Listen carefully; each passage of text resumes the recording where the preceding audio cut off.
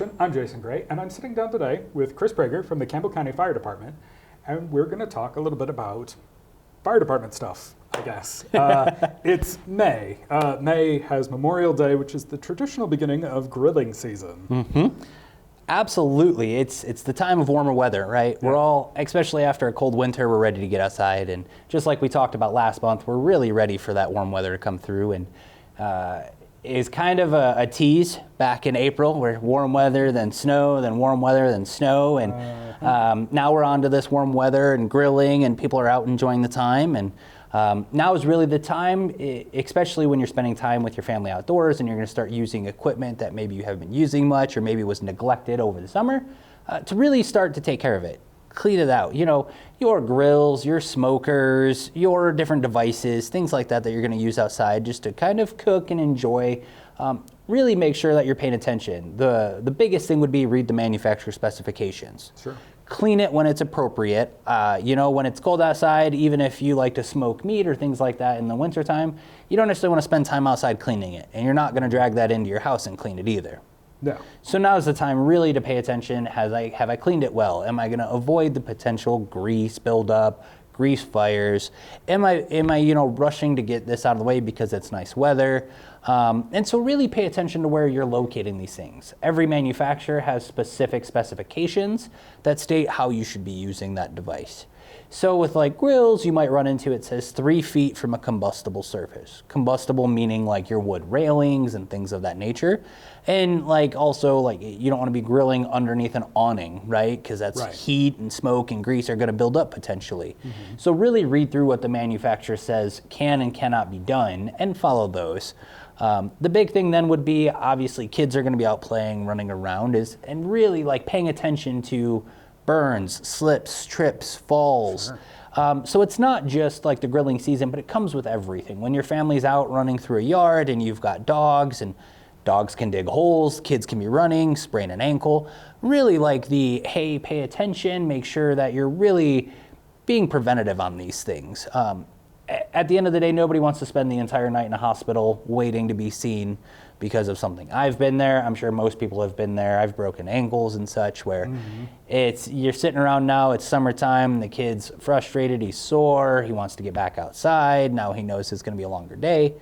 And so just kind of preventative stuff, like take care of your grill, watch where you're grilling. Don't become complacent and just lose what you're doing in a conversation and not pay attention. Sure. There are things like when you're lighting a grill, having it open fully. While there might be a wind, it's windy in Wyoming, paying attention to how you're lighting the grill, not overloading it with lighter fluid or anything like that. You know what I mean? Because you don't want something to become out of control, especially in a controlled environment, which is what you're trying to do. And then like how you're going to dispose of certain things. So if you're grilling using charcoal, how do you let that charcoal smolder out and essentially go out on its own? Do you close everything, stop the oxygen flow, let it sit for hours? Yeah, because you don't necessarily want to dump water on it because then it could basically cement up for the most part as it mixes, and then it's kind of hard to clean, and then you get a buildup. Mm-hmm. So it really is paying attention. But where do you let it just sit in the middle of like your driveway or middle of a concrete pad and let it cool off? Yeah, because you don't want embers and stuff flying everywhere. Mm-hmm. Which then lead to, like with all the grass fires from last year, maintaining your area surrounding your house. Not everybody lives in the city. A lot of people live out in the county, and you have a land and you have growth, especially after the spring showers, and trying to get that where grass grows pretty quickly here. And then it dies also very quickly. So maintaining your property, maintaining, a good space around your house. And for those who are curious for the exact spacing, we do post on our social media, Facebook, under Campbell County Fire Department, kind of recommendations on clear spaces for trees, brush, grass, and things like that. So if people are curious, they can just go browse the Facebook. Ultimately, I say this every time we're here, we're a source. Call us and ask questions. Our goal is to help people prevent the problem rather than reacting to the problem. Mm-hmm. And so just to be cognizant of these things, grill accidents happen every single year around the nation.